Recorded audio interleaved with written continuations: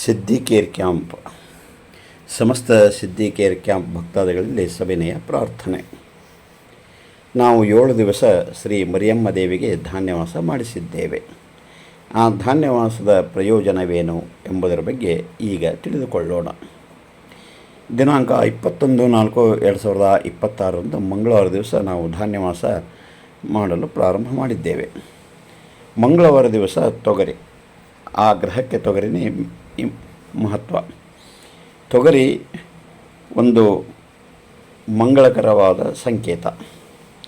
ಆ ಜಾತಕದಲ್ಲಿ ಅಂಗಾರಕ ದೋಷ ಯಾರಿಗಿರುತ್ತೋ ಅವರಿಗೆ, ಅಂಗಾರಕ ದೋಷ ಅಂದರೆ ಕಂಕಣ ಬಲ ಬರದೇ ಇರತಕ್ಕಂಥದ್ದು, ಸಂಧಾನ ಫಲಕ್ಕೆ ಅಡೆತಡೆ ಆಗುವಂಥದ್ದು, ಎಲ್ಲ ಅಂಗಾರ ದೋಷದಿಂದ ಆಗುವ ಒಂದು ಗ್ರಹಗಳ ಸಂಭವ.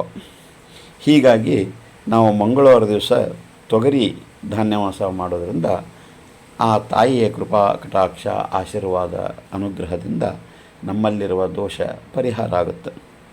ಇನ್ನು ತೊಗರಿ ತಳಿರು ತೋರಣಗಳಿಂದ ಅಲಂಕೃತಗೊಳ್ಳುವ ಮುಂಚೆ ಗರತಿ ಅಂದರೆ ಮುತ್ತೈದೆಯಾಗಿ ನಿಮ್ಮೆಲ್ಲರ ರಿಪು ಅಂದರೆ ಪಾಪ ಅಂತ ಹೇಳ್ತೀವಿ ನಾವು. ಪಾಪಕರ್ಮ ತೊಳೆಯುವಗೋಸ್ಕರ ತೊಗರಿ ಧಾನ್ಯದಲ್ಲಿ ವಿರಾಜಮಾನಳಿ ಕುಳಿತ ಶ್ರೀ ಮರಿಯಮ್ಮ ದೇವಿಗೆ ನಾವು ತೊಗರಿ ಧಾನ್ಯವಾಸವನ್ನು ಮಾಡಿದ್ದೇವೆ. ಇನ್ನು ದಿನಾಂಕ 22/4/2026 ಬುಧವಾರದಂದು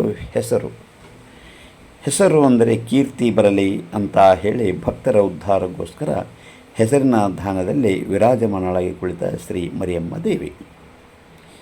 ಇನ್ನು ಗುರುವಾರ ದಿವಸ ದಿನಾಂಕ 23/4/2026 ಕಡ್ಲಿಯನ್ನು ನಾವು ಧಾನ್ಯವಾಸ ಮಾಡಿದ್ದೇವೆ.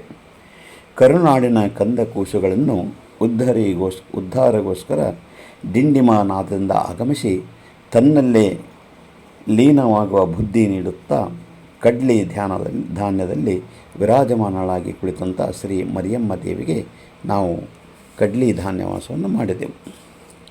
ಇನ್ನು ಶುಕ್ರವಾರ ದಿವಸ 24/4/2026 ಅಲಸಂದಿ ಧಾನ್ಯವಾಸ ಮಾಡಿದ್ದೇವೆ.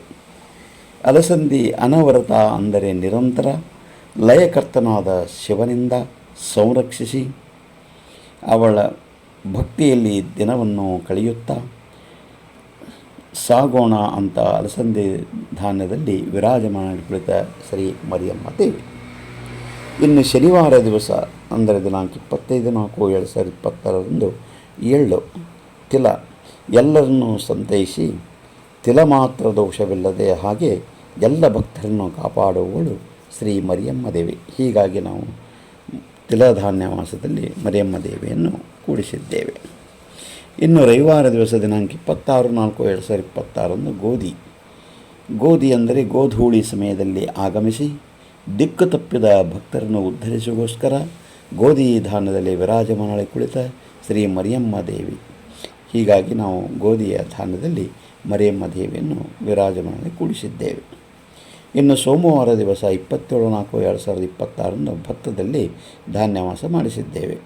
ಭಕ್ತರನ್ನು ಸದಾ ಕಾಪಾಡುತ್ತಾ ತನು ಮನ ಧನದಿಂದ ತನ್ಮಯರಾಗಿ ಈ ಜಗತ್ತಿನಲ್ಲಿ ಬಾಳರಿ ಅಂತ ತಿಳಿಸಿಕೊಡುವುದಕ್ಕೋಸ್ಕರ ಭತ್ತದಲ್ಲಿ ವಿರಾಜಮಾನಳಿ ಕುಳಿತ ಶ್ರೀ ಮರಿಯಮ್ಮ ದೇವಿಯನ್ನು ನಾವು ಭತ್ತದಲ್ಲಿ ಕುಳ್ಳಿರಿಸಿದ್ದೇವೆ.